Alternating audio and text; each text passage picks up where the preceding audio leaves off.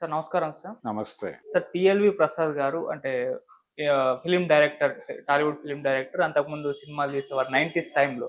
So, ఆయన గురించి ఒక న్యూస్ వైరల్ అవుతుంది సార్. ఆయన్ని 2 బాలకృష్ణ గారి సినిమాల నుంచి, ఒక చిరంజీవి గారి సినిమా నుంచి కావాలనే తప్పించేశారు అని జెప్పేసి అంటే ఎన్టీ రామారావు గారి వజ్రోత్సవ ఈవెంట్ నడుస్తుంది గదా!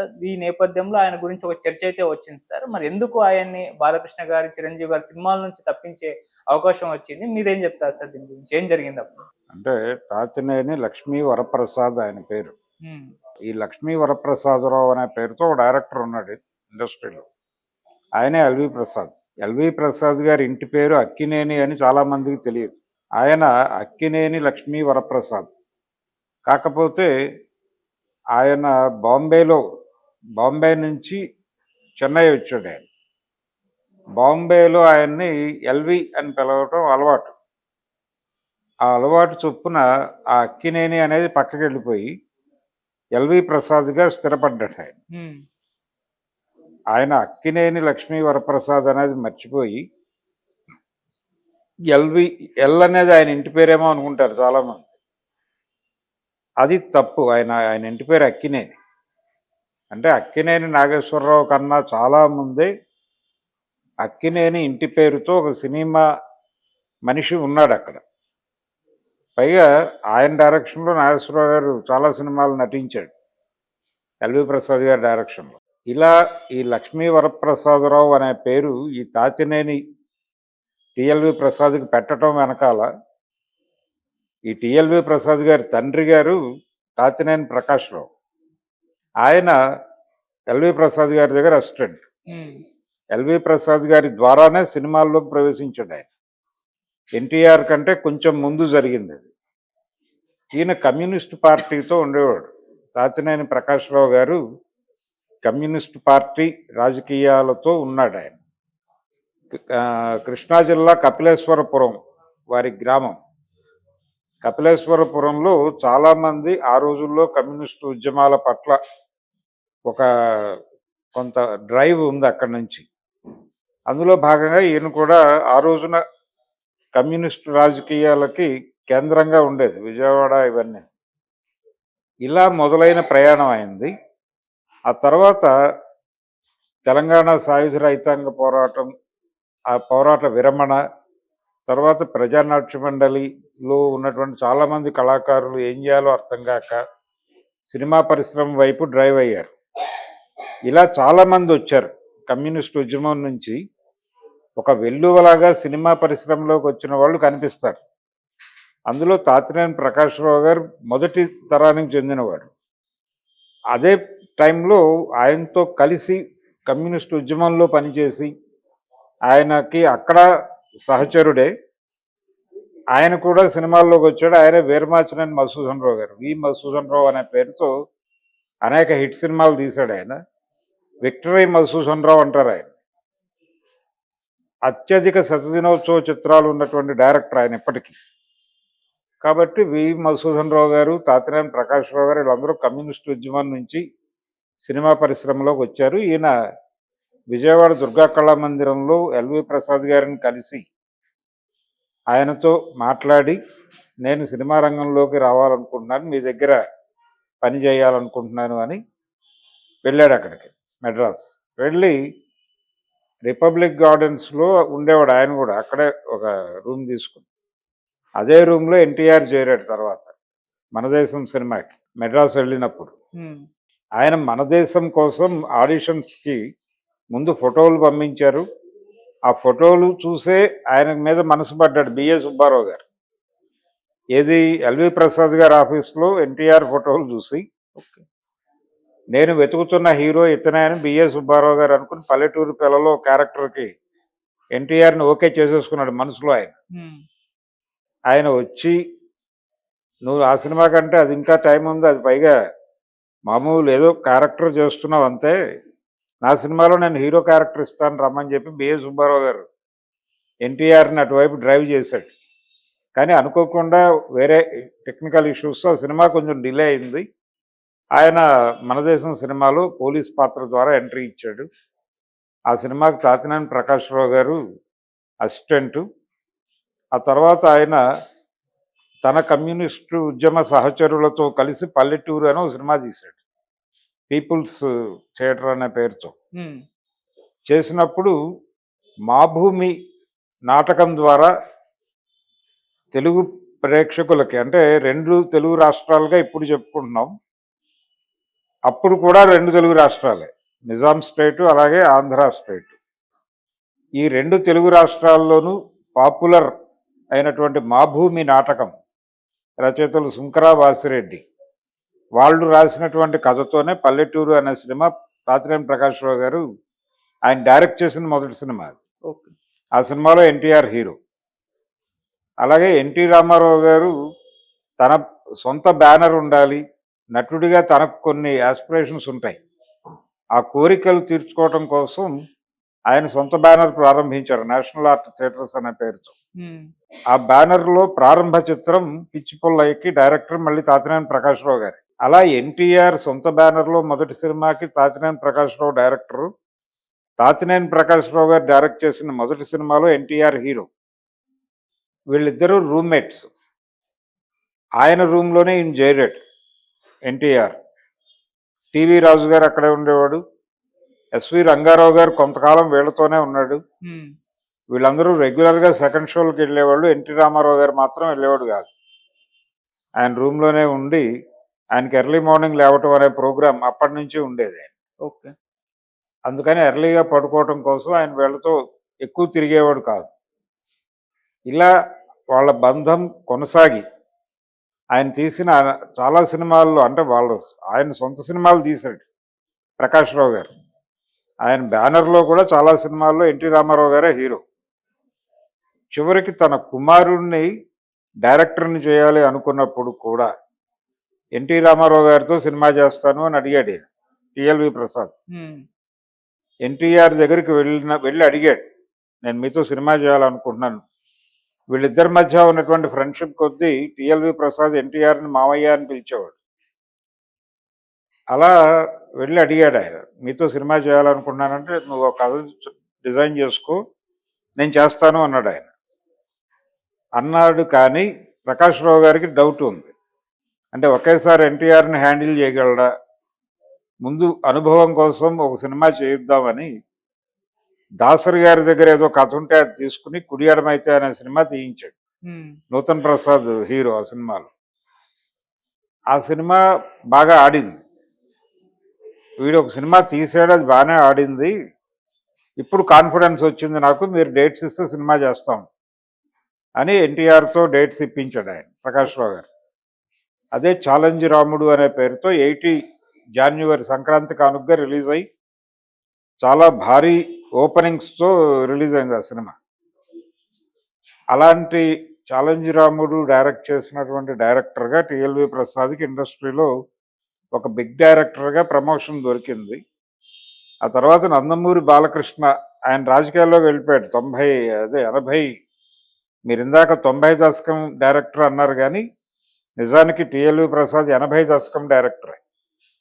80 జాన్యువరిలో రిలీజ్ అయింది ఆ సినిమా ఛాలెంజ్ రాముడు. ఉమ్, ఛాలెంజ్ రాముడు రిలీజ్ అయిన తర్వాత నెక్స్ట్ ఇయర్ నుంచి రామారావు గారి ఆయన సినిమాలకు డేట్లు ఇవ్వడం తగ్గించి 82లో టోటల్గా క్లోజ్ చేసి వెళ్ళిపోయాడు. ఈలోపు రాణి కాసుల రంగమ్మ అని ఒక సినిమా చేశాడు, చిరంజీవి విలన్ గాను, శ్రీదేవి హీరోయిన్ గాను. అలాగే చిరంజీవి కీలక పాత్రలో టింగు రంగడు అనే ఒక సినిమా చేశాడు వాళ్ళ సొంత బ్యానర్లో, అది కూడా మంచి విజయం సాధించింది ఆ సినిమా. ఉమ్, అలాగే ఏవిఎం బ్యానర్లో నాగు అనే ఒక సినిమా చేశాడు, చిరంజీవి హీరో, ఓకే. అది కూడా బాగా ఆడింది. ఈ టైంలో ఆయన వెళ్ళి ఎన్టీ రామారావు గారిని సెక్రటేరియట్లో, ఆయన సీఎంగా ఉన్నాడు, సెక్రటేరియట్కి వచ్చి సీఎం ఎన్టీఆర్ని కలిసి బాలకృష్ణని మీరు వదిలిపెడితే బయట సినిమాలు చేస్తాడు అని ప్రపోజల్ పెట్టినవాడు టిఎల్వి ప్రసాద్. పెట్టి మంగమ్మ గారి మనవడు సినిమా తీసినటువంటి ప్రొడ్యూసర్కి యాక్సెస్ ఆయనే అనుసంధానకర్త. ఎందుకంటే వాళ్ళ బ్యానర్లో మొదటి సినిమాకి ఈయన డైరెక్టర్, ఉమ్, భార్గవ్ ఆర్ట్స్లో. మనిషికో చరిత్ర అనే సినిమాకి టిఎల్వి ప్రసాద్ డైరెక్టరు. అలా ఆయన మన్వాసన అనే రైట్స్ కొని బాలకృష్ణతో చేయాలనుకున్నప్పుడు అనుసంధానం చేసి ఆయన్ని ఇన్ని కలిపాడు. ఆ తర్వాత భార్గవ ఆర్ట్స్లో చాలా హిట్ సినిమాలు చేశాడు బాలకృష్ణ. బాలకృష్ణ గురించి ఈయన ఎన్టీఆర్తో మాట్లాడింది ఏంటంటే, మీరు వదిలిపెట్టేయండి, బయట ప్రొడ్యూసర్ కూడా మీ బ్యానర్లో చేస్తున్నారు ఇప్పటిదాకా, మీ డైరెక్షన్లోను మీ బ్యానర్లోను మాత్రమే, అక్కడికే పరిమితం అయిపోతే ఎలాగా, బయటకు వదిలిపెడితే బయట నిర్మాతలు కూడా సినిమాలు చేస్తారు కదా అని డిస్కో కింగ్ అనే సినిమాతో బాలకృష్ణని ఆ కాంపౌండ్ నుంచి బయటకు తీసుకొచ్చాడు. తీసుకొచ్చి ఒక సినిమాకి కాదు, నాకు వరుసగా 3 సినిమాలకు కమిట్ అవ్వాల్సి ఉంటుంది అని చెప్పి అలా బాలకృష్ణతోనూ హిట్ సినిమాలు తీశాడు ఆయన. పల్నాటి పులి ఇవన్నీ వారి డైరెక్షన్లో వచ్చినవి. ఇది నడుస్తూ ఉండగా 84లో వెన్నుపోటు జరిగింది. ఆదండ్ల భాస్కర్రావు గారు ఎన్టీఆర్ని పదవీచ్యుతుడిని చేసి ఆయన సీఎం అయ్యాడు. నెల రోజులు మాత్రమే ఉన్నాడు ఆయన. ఈలోపు ప్రజాస్వామ్య పోరాటం చేసి ఈయన ఢిల్లీ లెవెల్లో కదిలించి తిరిగి ముఖ్యమంత్రిగా వచ్చాడు ఎన్టీ రామారావు గారు. అయితే ఎన్టీఆర్తో ప్రకాష్ రావు గారికి రాజకీయాల్లోకి వచ్చాక కొన్ని భేదాభిప్రాయాలు ఉండేవి. ఈ భేదాభిప్రాయాలకు పునాది ఏంటంటే, ఎన్టీఆర్ రాజకీయ నిర్ణయాలు ప్రతిదీ కూడా పర్సనల్ లెవెల్లో తీసుకుంటున్నాడు తప్ప ఒక డెమోక్రటిక్ మోడ్లో పార్టీలో డిస్కషన్ పెట్టి తీసుకోవడం లేదు అనేది ఒక అభిప్రాయం. ఈయనేమో కమ్యూనిస్టు రాజకీయాల్లో నుంచి వచ్చాడు సినిమాల్లోకి. సినిమా ప్రయాణమే నడిచింది వీళ్ళిద్దరి మధ్య. ఎన్టీ రామారావు ఒక దృక్పథం, ఆయనది ఒక దృక్పథం ప్రకాష్ రావు గారు. ఈ దృక్పథాలలో ఉన్నటువంటి భిన్నత్వం వలన ఆయన ప్రతిదీ పార్టీలో డిస్కషన్ చేసి కదా నాయకుడు ప్రకటించాల్సింది అనుకునేవాడు. కానీ ఎన్టీ రామారావు గారు చాలా నిర్ణయాలు సోలోగా తీసుకునేవాడు. తీసుకుని అది మాట్లాడేవాడు. ఎక్కడ మాట్లాడేవాడు? పబ్లిక్ డొమైన్లో మాట్లాడేవాడు, మీడియా సమావేశాల్లో మాట్లాడేవాడు. అది తర్వాత పార్టీలో డిస్కషన్ అయ్యేది. ఈ ధోరణి పట్ల ప్రకాష్ రావు గారికి కొంత విమర్శ ఉండేది. ఇది ఆయన ఎప్పుడైతే నాదెండ్ల అంటే ఈయన టోటల్గా ఒక రకమైన నియంతృత్వ పోకడల్లో వెళ్తున్నాడు అనే అభిప్రాయంతో ఈయన ఉన్నాడు. దాదాపు అలాంటి అభిప్రాయాలతోనే ఈయన అవే బయటకు మాట్లాడి ఎన్టీఆర్ నుంచి అధికారం లాక్కునే ప్రయత్నం చేశాడు నాదెండ్ల. చేసినప్పుడు నిజమే కదా, ఇవన్నీ మీకు ఇలాంటి అభిప్రాయాలే ఉన్నాయి కదా అంటే ఉన్నాయి అన్నాడు ఈయన. వెంటనే అప్పుడు ప్రకాష్ రావు గారు తెలుగుదేశం పార్టీ ట్రెజరర్గా ఉన్నాడు. ఆయనని తనకు అనుకూలంగా మలుచుకున్నాడు భాస్కర్రావు.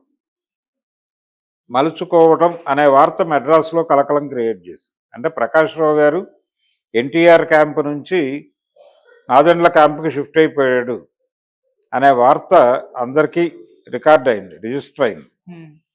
రిజిస్టర్ అయిన తర్వాత పరిశ్రమలో కొంతమంది ఆందోళన, అంటే ఎన్టీ రామారావు గారితో గొడవ పెట్టుకున్నట్టు అవుతుందా టిఎల్వి ప్రసాద్ని పెట్టుకుంటే అనే అనుమానం మొదలైంది.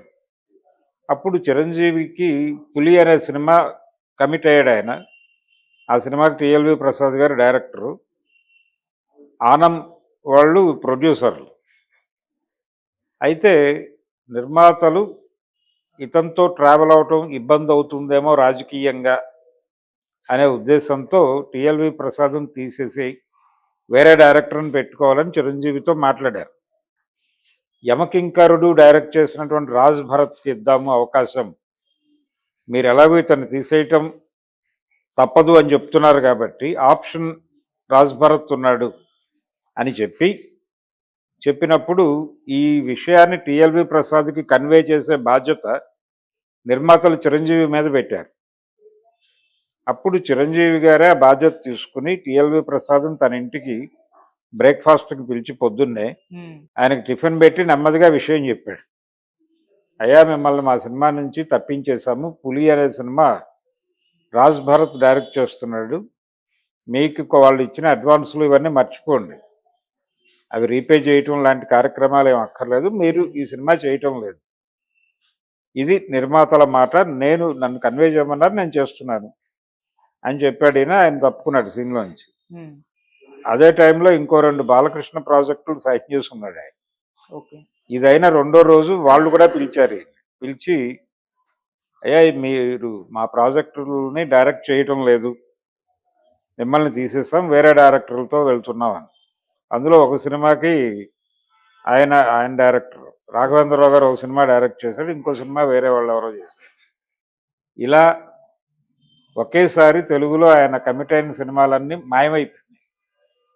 మాయమైపోయేసరికి టిఎల్వి ప్రసాద్కి ఏం చేయాలో అర్థం కాని పరిస్థితి. ఏమిటి ఇలా జరిగింది అంటే, అదే టైంలో ఈయన బంధువు తాతినేని రామారావు గారు చక్రం తిప్పుతున్నాడు బాంబేలో, బాలీవుడ్లో ఆయన చక్రం తిప్పుతున్నాడు. హిందీ సినిమాలు అంటే తెలుగు రీమేక్ హిందీ సినిమాలన్నీ ఆయనే డైరెక్టర్, జితేంద్ర హీరో. జితేంద్ర జీవితంలో ఆయన కెరియర్ అంత సుదీర్ఘకాలం నడవటానికి కారణం తాతినేని రామారావు గారే. తాతినేని రామారావు గారే జితేంద్రకు అంత సుదీర్ఘ కెరియర్ని ప్రసాదించాడు. తెలుగులో హిట్ అయిన సినిమా అది ఏదైనా సరే ఇమ్మీడియట్గా హిందీలో రీమేక్ చేసేవాడు ఆయన. జితేంద్ర హీరో, ఆ సినిమా హిట్ అయ్యేది. ఇలా తాతినేని రామారావు గారు ఆప్షన్గా కనిపించాడు టిఎల్వి ప్రసాద్కి. కనిపించి వెంటనే ఆయన దగ్గరికి వెళ్ళాడు. వెళ్ళి ఏం జరిగింది అంటే చెప్పాడు, ఇలా జరిగింది అని. తాతినేని రామారావు గారికి కూడా ఎన్టీఆర్తో అనుబంధం ఉంది, అమ్మగోళ సినిమా డైరెక్టర్ ఆయనే.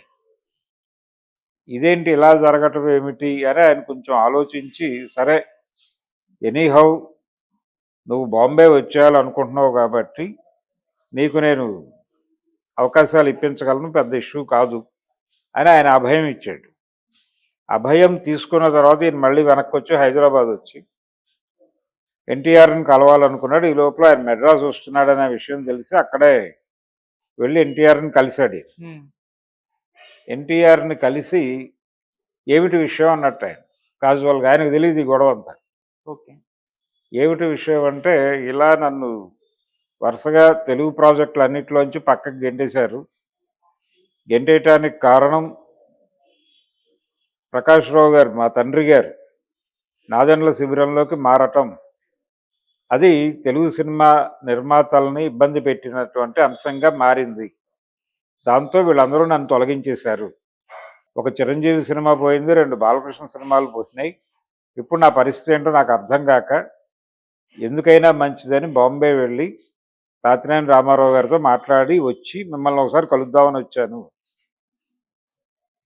అంటే మీ ఫాదర్ చేసిన తప్పుకి నిన్ను బాధ్యుడిని చేయటం కరెక్ట్ కాదు, అలా ఎవరైనా అంటే కనుక నాతో మాట్లాడించి నేను కన్విన్స్ చేస్తాను అని చెప్పాడు ఆయన. అయినప్పటికీ ఈయన కొనసాగాలని అనుకోలేదు తెలుగులో. ఎందుకు వచ్చిన గొడవ, ఇన్ని రాజకీయ ఇబ్బందులతో ఇక్కడ ట్రావెల్ అవటం అంటే, ఆయన వారి తండ్రి గారితో కూడా మాట్లాడారు, ప్రకాష్ రావు గారితో కూడా. వెళ్ళి మీరెందుకు అలాంటి డెసిషన్ తీసుకున్నారు, ఇంతకాలం మైత్రి ఉంది మీకు అంటే 47 నుంచి జర్నీ వాళ్ళది, 40 ఏళ్ల స్నేహం, 42 ఏళ్ల స్నేహం. ఇంత స్నేహం మీరు అలా ఒక్క నిర్ణయంతో ఎలా తెంచేసుకుంటారు అని అడిగాడు ఈయన వెళ్ళి.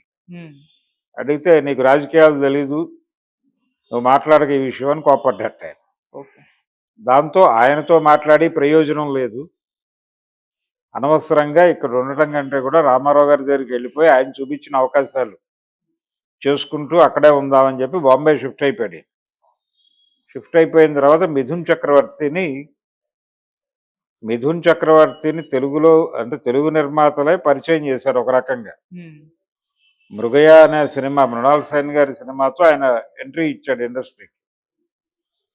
ఆ సినిమా నిర్మాతలు తెలుగువారే, అది హిందీ సినిమాయే కానీ సారథి స్టూడియోస్లో ప్రధాన కీలక పాత్రధారి అయినటువంటి జిడి ప్రసాదరావు గారి అబ్బాయి ఆయన రవి ఆ సినిమాకి సూత్రధారి మృగయాకి. ఆ తర్వాత తనే మృణాల్ సేన్తో తెలుగులో ఒక సినిమా తీశాడు, ఒక ఊరి కథ అని. ఇలా తెలుగు ఇండస్ట్రీతో ఒక అనుబంధం ఉంది మిథున్ చక్రవర్తి. అనుబంధం ఉండటంతో తాతినేని రామారావు గారు రికమెండ్ చేశాడు. అతని తర్వాత సినిమాలకి ప్రొడ్యూసర్స్ ఉన్నారు, తన దగ్గరకు ఒక ఆఫర్ వస్తే టిఎల్వి ప్రసాద్ డైరెక్ట్ చేస్తాడు ఆ సినిమాని అని చెప్పి అలా ఈయన్ని మిథున్ చక్రవర్తికి కనెక్ట్ చేశాడు. ఆ తర్వాత మిథున్ చక్రవర్తితో దాదాపు 35 సినిమాలు డైరెక్ట్ చేశాడు ఈయన, టిఎల్వి ప్రసాద్ గారు. అలా ఆయన బాంబేలో సెటిల్ అయిపోయాడు. ఇక నో మెడ్రాస్, నో హైదరాబాద్. తర్వాత వాళ్ళ అబ్బాయి కూడా డైరెక్టర్ అయ్యాడు, తెలుగులో 2-3 సినిమాలు చేశాడు అతను. అంటే సుధీర్ బాబు, కృష్ణ గారు అల్లుడు, అతన్ని పరిచయం చేస్తూ తీసిన ఎస్ఎంఎస్ఆర్ఐ సినిమాకి టిఎల్వి ప్రసాద్ గారి అబ్బాయి తాతినేని సత్య డైరెక్టర్. తర్వాత నానితో భీమ్లీ కబడ్డీ జట్టు అని ఒక సినిమా చేశాడు అతనే, తాతినేని సత్యనే. అంటే 3 జనరేషన్లు డైరెక్టర్లు వాళ్ళు. ఓకే. అంటే తాతినేని ప్రకాశ్రావు గారు చాలా ప్రభావవంతమైన దర్శకుడు. ఆయన ఎంజీఆర్, శివాజీలతో తమిళ్లో హిట్స్ తీశాడు. నాగేశ్వరరావు, రామారావులతో తెలుగులో హిట్స్ తీశాడు. హిందీలో కూడా ఆయన చాలా, అంటే ఆ టైంలో రాజేంద్ర కుమార్ వీళ్ళందరితోనూ హిట్స్ తీశాడు ఆయన. ఇలా ఆయన కాంపౌండ్ నుంచి చాలా మంది డైరెక్టర్లు వచ్చారు. ప్రత్యేగాత్మ గారు ఆయన కాంపౌండ్ నుంచి వచ్చిన, ఆయన శిష్యరికంలో నుంచి వచ్చిన డైరెక్టరే. తాతినేని రామారావు గారు ఆయన శిష్యరికంలో వచ్చినటువంటి డైరెక్టరే. ఇలా చాలామంది దర్శకులకు ఆయన ఒక క్యాంపు. యోగానంద్ గారు కూడా ఎల్వి ప్రసాద్, తాతినేని ప్రకాశ్రావు గారు వీళ్ళ చేతుల మీదుగా వచ్చిన డైరెక్టరే. ఇలా ఆయనకు ఒక చరిత్ర ఉంది ఆ టైంలో. ఆ తర్వాత టిఎల్వి ప్రసాద్ది ఒక చరిత్ర. అయితే తాతినేని సత్య వాళ్ళ స్థాయి విజయాలైతే అందుకోలేదు, కానీ డైరెక్షన్ చేశాడు కొన్ని సినిమాలకు. అలా ఆయన అంటే 3 జనరేషన్లు డైరెక్టర్లుగా కనిపిస్తారు ఆ ఫ్యామిలీలో. అదొక అరుదైన పరిస్థితి. అంటే ఇలాంటి ఫ్యామిలీ ఇంకోటి ఉంది, కె రాఘవేంద్రరావు గారు. కెఎస్ ప్రకాశ్రావు గారు ఆయన దర్శకుడు, నిర్మాత కూడా. ఆయన కుమారుళ్ళు ఇద్దరు, అంటే వాళ్ళ అన్న కొడుకు కూడా ఆయనతో పాటు ఆయన నాన్నగారని పిలిచేవాడు ఆయన, బాపయ్య గారు డైరెక్టర్ అయ్యాడు. చాలా పెద్ద హిట్ సినిమాలు తీశాడు ఆయన కూడా, సక్సెస్ఫుల్ డైరెక్టర్. ఆయన కూడా బాంబేలో జెండా ఎగరేశాడు తాతినేని రామారావు గారితో పాటు. అలా బాపయ్య గారు, రాఘవేంద్రరావు అది సెకండ్ జనరేషన్ అనుకుంటే, రాఘవేంద్రరావు గారి అబ్బాయి కూడా సినిమాలు డైరెక్ట్ చేశాడు. అయితే అది కమర్షియల్గా వర్కౌట్ కాలేదు, కానీ మెగాఫోన్ పట్టుకుని డైరెక్షన్ చేయటం మాత్రం జరిగింది. ప్రకాష్ అనే పేరే పెట్టుకున్నాడు, తన తండ్రి గారి పేరే పెట్టాడు కొడుక్కి రాఘవేంద్రరావు. ఆ ఫ్యామిలీలో కూడా 3 జనరేషన్ల డైరెక్టర్లు ఉన్నారు. అయితే థర్డ్ జనరేషన్ అక్కడ ప్రభావవంతంగా లేదు. అలాగే తాతినేని ప్రకాశ్రావు గారి మనవడు కూడా ఆ స్థాయి విజయాలు అందించలేదు, కానీ డైరెక్టర్గా జనం ముందుకైతే వచ్చాడు. కంపారిటివ్గా ప్రకాష్తో పోలిస్తే తాతినేని సత్య కొంచెం బెటర్, కొంచెం జనాల్లోకి వెళ్ళిన, పర్టికులర్గా తెలుగు ఆడియన్స్లోకి రీచ్ అయినటువంటి సినిమాలకి ఆయన డైరెక్షన్ చేశాడు. ఇది తాతినేని ప్రకాశ్రావు గారు వర్సెస్ ఎన్టీ రామారావు గొడవ. దాని ప్రభావం టిఎల్వి ప్రసాద్ కెరియర్ మీద ఎలా పడింది అనేది, అంటే బటర్ఫ్లై ఎఫెక్ట్ లాగా ఎక్కడో ఏదో జరిగితే ఇంకెవరికో ఏదో హాని జరిగినట్టు, వారి తండ్రి గారు చేసినటువంటి ఆయన పర్సనల్ డెసిషన్, ఆ పర్సనల్ డెసిషను ఆయన కుమారుడి కెరియర్ని ఎలా ఇబ్బంది పెట్టింది అనేది, అంటే ఇండస్ట్రీ ఎంత కాన్షియస్గా ఉంటుంది అనే దానికి ఉదాహరణ ఇది. అంత కాన్షియస్గా ఉండి ఆ కాన్షియస్నెస్లో నుంచి టిఎల్వి ప్రసాద్ బాంబే షిఫ్ట్ అవ్వాల్సిన పరిస్థితి ఏర్పడింది. ఈ మధ్య ఆయన రెగ్యులర్గా మీడియా ముందుకు వచ్చి మాట్లాడుతున్నాడు, కానీ ఆ రోజున పులి సినిమా నుంచి ఆయన్ని తప్పించిన సందర్భంలో చాలా చోట్ల